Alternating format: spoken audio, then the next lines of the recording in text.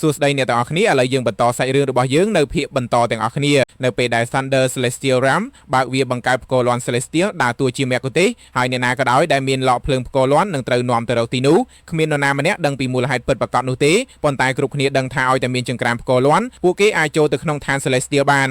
នៅពេលផ្គរលាន់ Celestial មកដល់វ៉ាងលៀនបានដាក់ចង្ក្រានផ្គរលាន់ទៅឆ្ងាយភ្នែករបស់គាត់បង្ហាញពន្លឺចម្លែកព្រលឹងដើមដំណើរការយ៉ាងខ្លាំងក្លារហូតមានផ្គរលាន់ផ្ទុះចេញពីរាងកាយមើលទៅដូចជាមេផ្គរលាន់នឹងរន្ទះនៅពេលផ្គរលាន់ចុះមកវ៉ាងលៀនបានបើកមាត់ហើយលេបវាដោយគ្មានការស្ទាក់ស្ទើរបន្ទាប់ពីគាត់លេបត្របាក់វាពិភពលោកទាំងមូលហាក់ដូចជាស្រអាប់ហើយរាងកាយរបស់គាត់ញាប់ញ័រដូចត្រូវវាដោយកដាប់ដៃពីព្រះបុរាណគាត់បានធ្លាក់ពីលើមេឃមកបុកដីបង្កើតជារណ្ដៅធំដែលមានចម្ងាយ5គីឡូម៉ែត្រព័ទ្ធជុំវិញដោយព្យុះផ្គរព្រលឹងដើមកំណត់របស់គាត់កំពុងស្រូបយកផ្គរលាន់ Celestial យ៉ាងខ្លាំងរហូតដល់ដែនកំណត់នៃធម្មពលដើមដែលគាត់អាចរក្សាទុកបានវ៉ាងលៀនបានហក់ចេញពីរណ្ដៅរួចទះកាបូបយកលក់ភ្លើងផ្គរលាន់ចេញមកម្ដងទៀតដើម្បីហៅពពកផ្គរលាន់ឲ្យមកជុំគ្នានិងទម្លាក់ផ្គរលាន់ Celestial មួយដុំទៀតចុះមកសកម្មភាពបែបនេះអាចរាប់បានថាឈួតលីលាខ្លាំងណាស់នៅពេលផ្គរលាន់ចុះមកវ៉ាងលៀនបានហោះទៅពាក់កណ្ដាលអាកាសហើយលេបត្របាក់វាទាំងស្រុងធ្វើឲ្យភពផែនដីទាំងមូលញ័ររញ្ជួយបន្ទាប់ពីផ្គរលាន់ពីរកំតិចកន្លងផុតទៅពពកចាប់ផ្ដើមរលាយបាត់យ៉ាងលឿនវ៉ាងលៀនមិនទុកពេលឲ្យវាបាត់ឡើយព្រលឹងដើមរបស់គាត់បានចេញពីរាងកាយរួមជាមួយឡោកភ្លើងផ្គរលាន់រួចបញ្ញាប្រញាល់សម្ដៅទៅរកព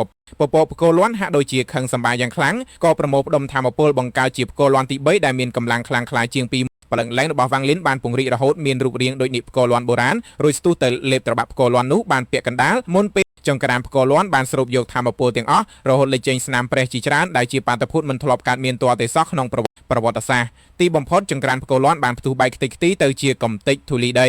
នេះជាចង្ក្រានផ្គរលាន់ដំបងគេបង្អស់ដែលត្រូវបំផ្លាញដែលមានន័យថាធាតុមួយនឹងត្រូវបាត់បង់ជារៀងរហូតបន្ទាប់ពីចង្ក្រានខ្ទេចខ្ទីផ្គរលាន់ដ៏មានឥទ្ធិពលនៅខាងក្នុងបានផ្ទុះឡើងព័ទ្ធជុំវិញវ៉ាងលៀនហើយទាញគាត់ឆ្ពោះទៅមេឃក្នុងល្បឿនលឿនជាងធម្មតាជាច្រើនដងល្បឿនដ៏ឆ្កួតឆ្កល់នេះបានឆ្លងកាត់មោឃៈក្នុងព្រៃភ្នែកធ្វើឲ្យអ្នកដាំដុះដទៃទៀតដែលកំពុងធ្វើដំណើរទៅកាន់ច្រកទ្វារ Celestial មានការភ្ញាក់ផ្អើលនិងភ័យរន្ធត់ជាខ្លាំងគ្មាននរណាម្នាក់ដឹងថាមានអ្វីនៅខាងក្នុងពន្លឺដោយអាចផ្កាយនោះឡើយ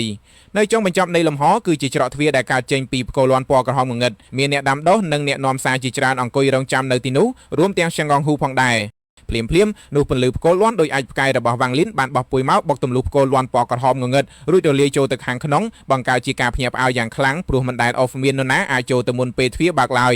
មានអ្នកដាំដុះម្នាក់ទៀតព្យាយាមបញ្ជូនខ្លួនទៅតាមប៉ុន្តែត្រូវរន្ទះក្រហមវៃបកកំទេចទាំងរាងកាយនិងព្រលឹងចំណែកឈៀងកងហ៊ូដឹងថាជាវ៉ាងលៀនក៏មានអារម្មណ៍រំភើបនិងកោតសរសើរចំពោះភាពខ្លាំងក្លានេះនៅខាងក្នុងបំណែកដី Thunder Celestial Realm វ៉ាងលៀនបានបុកទម្លុះដីបង្កើតជារណ្ដៅជ្រៅនិងមានរបួសពេញខ្លួនបរិះចំណាស់សក់សំណាក់បានលេចខ្លួនមកមើលរួចកោតសរសើរពីសម្ពាធផ្គរលាន់នៅក្នុងព្រលឹងរបស់វ៉ាងលៀនគាត់បានប្រាក់អក្ខរាវិរុទ្ធសង្កត់លើដីរួចក៏បាត់ខ្លួនទៅ7ថ្ងៃក្រោយមកវ៉ាងលៀនបានដឹងខ្លួននិងដេញធម្មពលផ្គរលាន់ដែលរំខានចេញពីរាងកាយបានជោគជ័យទោះជាយ៉ាងណាក៏ដោយនៅពេលគាត់ព្យាយាមហោះចេញទៅលើគាត់បែរជាបុកជញ្ជាំងដីដែលមានធម្មពលអក្ខរាវិរុទ្ធគាត់ដឹងភ្លាមថាមានគេដាក់គុកគាត់នៅទីនេះហើយបង្ខំឲ្យគាត់ដើរទៅមុខតាមផ្លូវក្រោមដីតែមួយគត់រាល់ពេលដែលវ៉ាងលៀនរកឃើញច្រកចេញទាំងនោះតែងតែបញ្ចេញពន្លឺឲ្យបាត់ទៅវិញភ្លាមប៉ុន្តែវ៉ាងលៀនមិនថប់បារម្ភឡើយគាត់បានប្រើពេល3ថ្ងៃហោះកាត់ផ្លូវក្រោមដីទាំងអស់រហូតបង្កើតបានជាផែនទីពេញលេញក្នុងចិត្តនិងបានរកឃើញវិធីសាស្ត្រចាក់ចេញពីកន្លែងនេះ